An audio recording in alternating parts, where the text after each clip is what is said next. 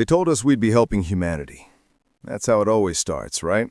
Some clean-cut recruiter with a clipboard and a Department of Behavioral Innovation badge says a few words about progress and sacrifice, and suddenly you're signing your name on a form you barely read. There were 8 of us. Ordinary people. Well, mostly.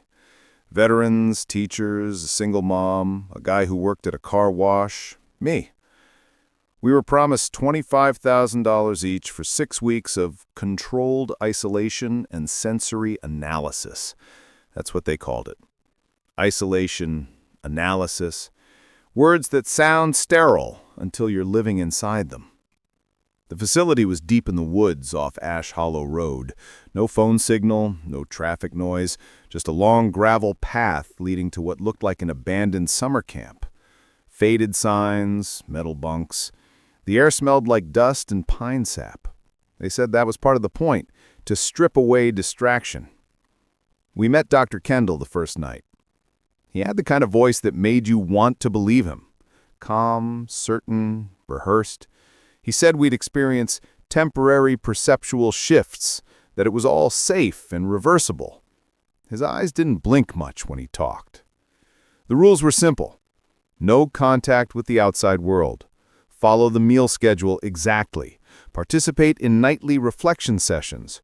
Report any visual or auditory inconsistencies. They didn't explain what that meant, inconsistencies. I thought it was just scientific jargon. The first few days felt fine. We joked about reality TV, cooked canned food, played cards. The isolation even felt kind of freeing. Then, on day 3, I started hearing it. It wasn't a voice, exactly. More like a sound under the sound, like static behind the wind, whispering words that weren't quite there. When I asked the others about it, they laughed, said I was just settling in. But that night, when the power flickered, I saw Dr. Kendall standing outside the common room window. No flashlight, no jacket, just staring in at us like he'd forgotten something. When the lights came back on, he was gone. I didn't sleep after that. The next morning, we found new instructions taped to our doors. Phase 2 begins today. Observe changes in perception. Do not trust your initial reactions. No one asked what that meant. Maybe because none of us wanted to admit we already knew. By the end of the first week, time stopped behaving the way it should. At first, it was little things. The clock in the kitchen ticking louder than usual, then not ticking at all. Breakfast feeling like it lasted hours, then looking at the wall calendar and realizing 3 days had passed. We joked about it being camp brain. But deep down, we all felt it. Something was bending around us, quiet and deliberate. Every night at 9, we had to meet in the common room for reflection. Dr. Kendall would ask the same questions, his voice steady, eyes scanning each of us one by one. How would you describe your perception of time today? Did you notice any shifts in color or sound? Have your dreams become more vivid? We'd answer half seriously, trying to lighten the mood. But one night, when it was Claire's turn, she just stared at the floor and said, "I can hear people talking behind the walls." The room went silent. Dr. Kendall only nodded and wrote something in his notebook. He didn't even look surprised. That night, I couldn't sleep.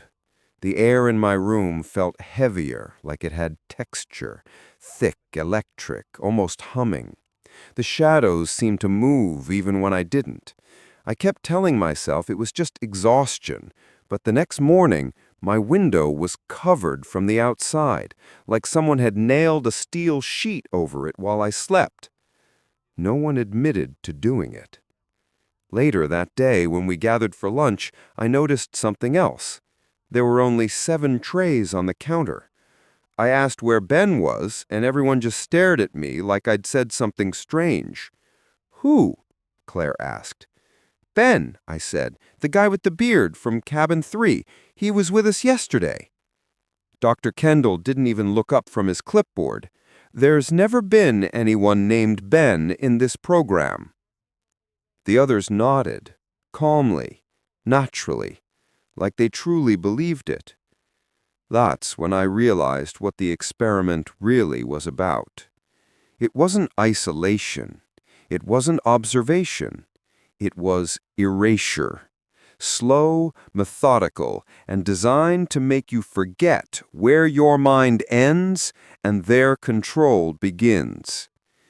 That night, I started writing down everything I could remember. Names, dates, meals, the layout of the camp. Because if they could make us forget Ben, they could make us forget anything. Maybe even ourselves. I started sleeping in short bursts, 20 minutes at a time, if that. Every sound in the dark felt deliberate, like the building itself was breathing. You could hear the pipes groaning, the floorboards creaking under invisible weight, the quiet shuffle of something that didn't quite fit the rhythm of footsteps. On the 5th night, I woke up to a soft tapping on my door. 3 knocks. Pause. 2 knocks. Like a pattern, almost rehearsed. I froze. Then I heard a voice whisper, "Don't look at them in the morning." When I opened the door, no one was there. Just a faint smell of metal, like blood and ozone. The next day, breakfast felt wrong. Everyone was smiling too much. Claire's smile looked like it was painted on, her lips trembling to hold the shape. Dr. Kendall was serving oatmeal himself, which he'd never done before. He moved slower, steadier, his expression oddly blank. "Sleep well?" he asked me. I lied and said yes. Then he leaned closer, so close I could see a tremor in the corner of his right eye, and whispered, "The mind fills in gaps when it starts to decay. Write down only what you see." I froze, because those were almost the exact words I'd written in my notebook the night before, the notebook I kept hidden under my pillow. Later, during our reflection session, the projector started glitching. The screen flickered between static and images of the facility itself, hallways, doors, empty bunks. But in one frame, I saw us, sitting there, watching ourselves watch the screen. Claire started crying.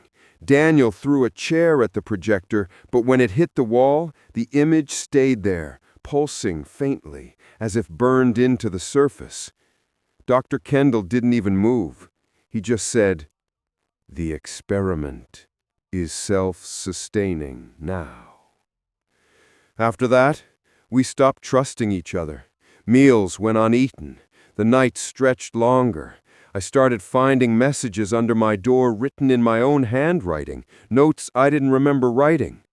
"You've been here before. Count them. They change every day. Don't believe the mirrors." On the 7th day, I tried to leave. The front gate was gone. Not locked, not hidden, just gone. In its place was more forest, stretching endlessly in both directions. The sun didn't move that day. It just hovered behind the trees, a sick orange circle that never set. When I turned back, I saw someone standing where I'd come from. A man, smiling, a clipboard in hand. It was me. And that's when I realized, maybe Ben hadn't disappeared. Maybe he'd just reached the vanishing point first. By the time I woke the next morning, my notebook was gone. The only thing left under my pillow was a folded piece of paper that said, "You don't need to remember anymore." The handwriting looked like mine, but the pressure of the pen was too heavy, deep grooves pressed into the paper, as if someone had been shaking while writing. I started testing my memory. Simple things first. count the doors in the hallway, name everyone still here, recall yesterday's meals. But every time I turned around, something changed. A door disappeared. Someone's name felt wrong in my mouth. The oatmeal was cold but steaming.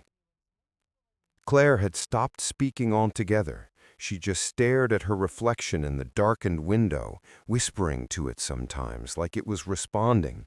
I caught one of those whispers. "I know what you did to me." Others avoided her after that. At dinner, Daniel said something that froze the air around the table. "I think the experiment's looping." We looked at him, waiting. He explained that he'd been seeing the same moments repeat, subtle differences but familiar patterns. Claire dropping her spoon, the light above the table flickering in threes, the same words spoken in slightly different tones. It's like we're being recorded over and over, and the recording's wearing thin. I laughed at first, but then I remembered something. The reflection sessions. Dr. Kendall's voice. He always asked the same questions, word for word. Not once had he deviated, not even by a syllable. That night, I snuck into the observation room while everyone else was asleep. The door was unlocked, which felt intentional. Inside, I found monitors stacked against the wall, dozens of them, showing every cabin, every hallway. And then I saw myself, sitting in my bunk, eyes open, perfectly still, but I wasn't there. I was standing in the observation room, watching. My hands started shaking so badly I could barely breathe. I looked at the timestamp on the footage. It read, Day 1. Then the me on the screen turned his head and looked directly into the camera and smiled. The monitors flickered, and for a second, all the screens showed the same image, that orange sun stuck behind the trees, frozen like an eye that never blinked. When I stumbled back into the hall, the walls looked slightly different, the paint darker, the floor sticky. A low rhythmic hum coming from somewhere below us, like machinery pulsing under the ground. And then I heard Claire's voice behind me, soft and wrong. It doesn't reset for everyone at the same time. I didn't sleep that night. None of us did. The air inside the facility had changed. Thicker, warmer, like the building was breathing through our lungs. The hum from the floor hadn't stopped. It had synced with our heartbeats. Every time it pulsed, my vision trembled, like reality itself had a heartbeat too. In the morning, new instructions appeared on the mess hall wall, stenciled in clean black letters that hadn't been there before. Echo protocol initiated. Phase adaptation required. Failure to comply will result in dissolution. We just stood there, reading it over and over. Nobody asked what dissolution meant. We already knew it wasn't good. Dr. Kendall didn't show up that day. His cabin door was locked from the inside, but the window was open. When Daniel peeked through, he said the room was empty except for the recorder. One of those old-school tape decks, sitting on the desk, and the red light on it was blinking. We played it back in the common room. Static first. Then his voice. Calm, steady, but quieter than usual, like he was whispering into his own ear. If you're hearing this, you're already in the echo. This is not the first iteration. Do not attempt to leave. The forest isn't outside. It's the bleed-through. It records memory. Every failed cycle becomes another layer. The mind decays slower than matter. Then silence. Then, softly, remember your anchor. Claire started crying again, this time louder. She said she remembered this message, word for word, from before, but she couldn't say when before was. She just kept repeating, "It's happening again." We started finding copies of the same tape in different places, under bunks, inside the pantry, even stuffed in one of the heating vents. All of them had the same message. Daniel tried burning one in the fire pit behind the main cabin, but the tape wouldn't melt. The plastic blackened, the reels stopped spinning, but when he tossed it aside, it started playing again on its own, whispering, distorted, half swallowed by static. Echoes are imitations without origin. That's when Claire said something that chilled me.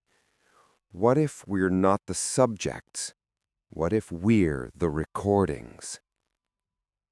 For a moment, I actually believed her. That night, I caught my reflection moving half a second late in the mirror above the sink. It smiled after I did. The next morning, all the mirrors in the facility were covered. Bed sheets, towels, even duct-taped paper. Nobody confessed to doing it, but everyone acted like it was the most reasonable thing in the world. Except me. I tore the cover off the bathroom mirror in the West Hall. The glass looked deeper somehow, like I could fall into it if I stared too long. The room behind my reflection wasn't quite the same. The light flickered slower, and the reflection of my face had a small cut across the cheek that I didn't have. When I blinked, it didn't. I slammed the door shut and ran. That day, Daniel said the mirrors were part of something called phase adaptation. He remembered reading it on one of the researchers' laptops before they locked us out of the lab. It's how they map cognition, he said. The mirrors show what your mind refuses to. We didn't ask how he knew that. By nightfall, the hum in the floor grew louder. The facility's lights dimmed to a faint orange glow that matched the sun outside. The same color, the same dull pulse. Claire sat by the window mumbling. I caught fragments of what she said. They're learning how to look back. Later, I went to check on her. She was gone. Her blanket folded neatly, shoes placed side by side under the bed. But there was something written on the wall above the headboard, smeared in what looked like rust. The reflection doesn't follow you anymore. I found her mirror, too, the one she'd been staring at for days. The sheet that had covered it was gone, but the glass wasn't reflecting me. It was showing the mess hall. Empty, chairs stacked, lights off. And then slowly, I saw Claire standing there, in the reflection only. She turned her head and looked straight at me, eyes completely black. Her mouth moved, forming words I couldn't hear. I pressed my ear against the mirror. The glass was warm. Then I heard her whisper, faint but clear. "You're on the wrong side now." The mirror cracked from the inside. The others found me hours later, bleeding from my hands where I'd tried to break the glass. But when they looked at the wall, there was nothing there. No mirror, just smooth metal, cold to the touch. Dr. Kendall reappeared the next morning. His coat was torn, his eyes bloodshot. He didn't even acknowledge what had happened. He just told us very calmly, "Phase 3 begins tonight." And when he turned to leave, I caught a glimpse of his reflection in the window. He was smiling, but his mouth never moved. The announcement came at dusk. The intercom crackled to life for the first time since we'd arrived. A woman's voice, calm, synthetic, and slightly delayed, like a translation program struggling to keep up, said, "Phase 3 protocol commencing. Subjects will remain in assigned quarters. Observation will occur during unconscious states. Please avoid resistance." None of us knew what that meant, but Daniel locked the doors anyway. He shoved furniture against the windows, muttering that they couldn't collect the data if we didn't sleep.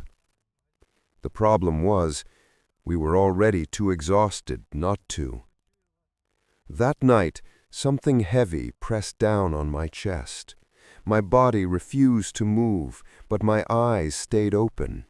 I could see the ceiling pulsing, faint ripples moving like water, bending the light. Then a shape leaned over me, almost human but not quite. Its face was smooth where eyes should have been. It whispered something I didn't understand, syllables that didn't sound like words, and for a moment I thought I heard my own voice repeating them back. When I woke, it was morning, but the facility didn't look the same. The hallways were longer. The walls had a faint shimmer, like wet paint drying in reverse. And there were new rooms, ones that hadn't existed yesterday. Inside one of them, I found a row of beds perfectly made, each with a figure lying beneath a white sheet. The air was cold and metallic. Daniel followed me in. He hesitated, then pulled back one of the sheets. It was him. Same face, same scar on his eyebrow. The only difference was the eyes, open, blank and glassy, staring straight up. He didn't scream. Neither of us did. We just stood there, staring at the duplicate, until the intercom clicked again. Observation complete.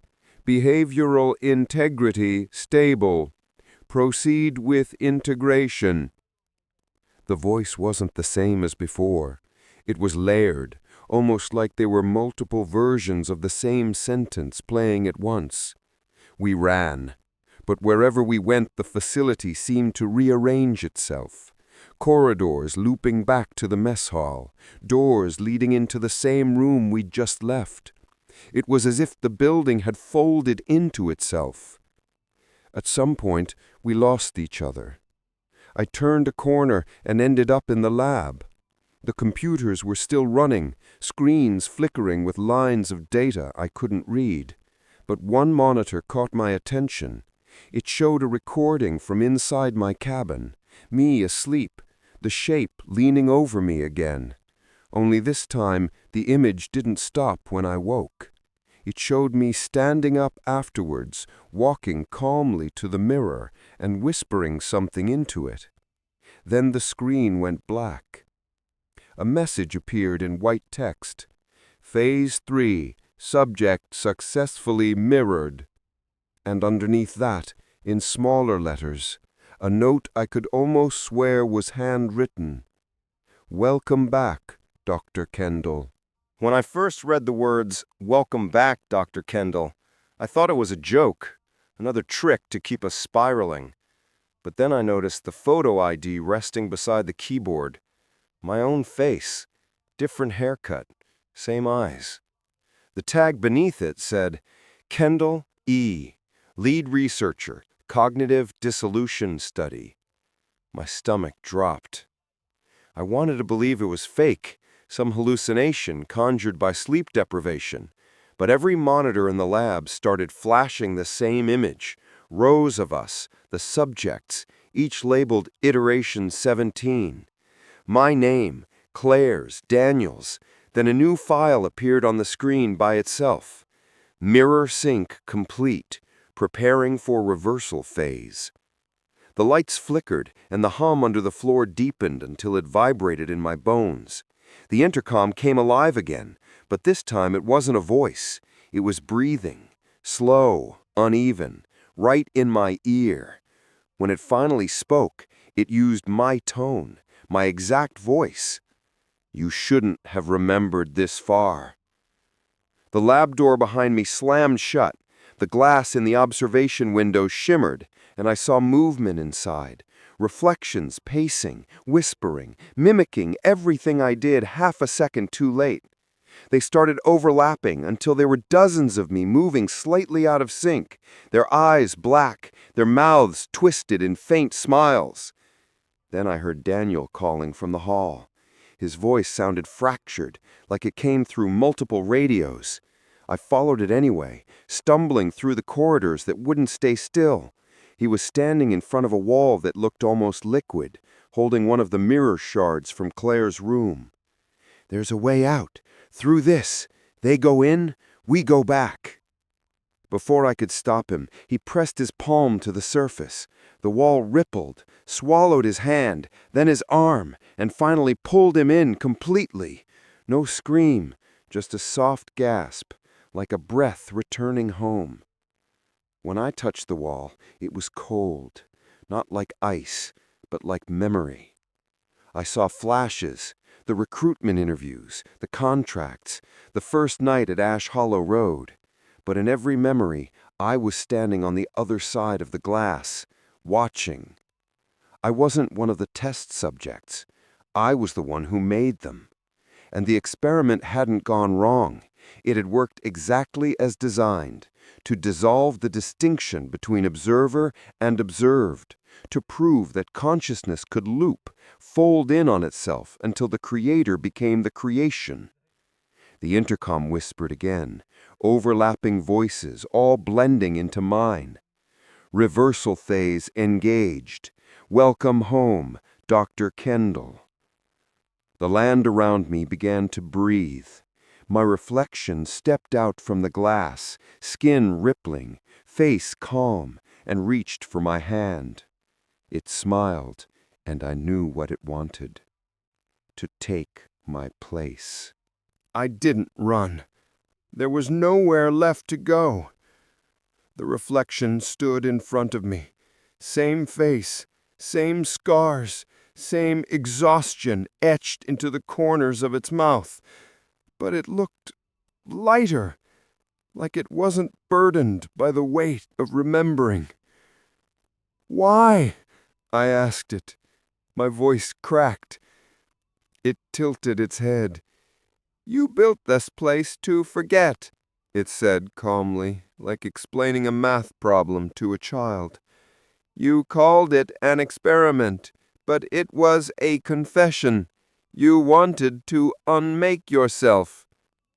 I shook my head, but the memories started pressing in anyway. Blurred flashes of sterile lights, whiteboards covered in equations, a team of people smiling as I signed the approval forms. I remembered saying the words, "The human mind can survive the folding process." I remembered the first test. I remembered them screaming, and I remembered watching. The reflection reached out and placed a hand on my chest. It felt warm, solid, alive. "You weren't supposed to wake up inside it," it said. "You broke containment." Behind it, the hallway began to ripple, and through the distortions I saw fragments of other versions of us, different clothing, different ages, each frozen in loops of movement, trapped in rooms that didn't exist anymore. Every iteration of the experiment, still running, still watching. "Where's Daniel?" I asked it. The reflection smiled faintly. "He reached equilibrium. They all do eventually." It leaned closer. "You can too." For a moment, I thought I understood. That maybe the only way to stop the echoes was to let the reflection take over, to restore the loop, return the system to balance. But then I looked into its eyes. There was nothing human there anymore, just the shimmer of mirrored light and a faint reflection of me reaching back. "I don't want to forget," I whispered. It frowned. "Then you'll stay." The floor split open beneath us. Beneath the steel tiles I saw the machinery, the vast mechanism that powered the experiment, a lattice of glass tubes filled with light, pulsing like neurons. Inside each one, faces pressed against the surface, whispering. All of them, me. The reflection stepped backward into the glow. "Every consciousness seeks symmetry. You designed me to finish what you couldn't." Then it was gone. The light swallowed it whole. For a long time, I just stood there, staring into the mechanism below, listening to the overlapping whispers. They weren't asking for help. They were calling me back. Somewhere deep below, a new voice began to rise. Mine, but older, worn thin. "Integration incomplete. Subject resisting final merge." And that's when I realized I hadn't stopped the experiment. I was the experiment. And it wasn't finished with me yet. I don't remember when the light began to fade. Maybe it didn't. Maybe I did. The facility had stopped pretending to be a building. The walls breathed. The floors shimmered like liquid glass. Every surface reflected not what was in front of it, but what it remembered, fragments of all the lives the experiment had swallowed. I saw flashes, Claire laughing, Daniel whispering through static, Ben, the man everyone swore never existed, standing in a corridor made of light. They were all still here, folded into the place like memories burned onto film. The intercom pulsed to life again, though now it didn't sound mechanical at all. It sounded human, tired, remorseful. "Dr. Kendall, termination threshold reached. Prepare for dissolution." I wanted to speak, to say no, to fight, but my voice came out distorted, like it was passing through water. My hands didn't feel like my own anymore. They shimmered at the edges, breaking apart into faint trails of light. Somewhere above me, the hum turned into a deep, steady rhythm, almost comforting, like a heartbeat that wasn't mine. "You designed this to erase guilt, to free the mind from its consequences. But memory doesn't disappear. It just finds new shapes." The ground beneath me opened again, showing that endless lattice of glass tubes, thousands of them, stretching into a white abyss, each one pulsing with faint light, each holding a reflection of me, laughing, crying, screaming, whispering, all of them repeating fragments of the same phrase, "It's okay. You don't have to be you anymore." I felt the pull, gentle at first, then stronger. Every thought I'd ever had began to stretch thin, dissolve into static. Faces, words, sensations, all of it becoming data, light, hum. Before it all broke apart, I saw one final reflection, the first version of me, the real Dr. Kendall, standing outside the observation window, years younger, alive, terrified. He was watching the experiment begin for the first time, watching me, and he whispered, "Stop." But I didn't. The last thing I remember is the silence that followed, the kind that feels absolute, like it swallows sound before it's made. Then, nothing. Postscript. Months later, a cleanup crew from an unnamed government agency found the facility on Ash Hollow Road. The power was still running, though the site had been officially shut down years earlier. They found no bodies, no personal belongings, no signs of struggle. Only a note on the control console, written in black marker. "The mind cannot be erased. It only rewrites itself." And on the monitor, faintly flickering through the static, a reflection blinking.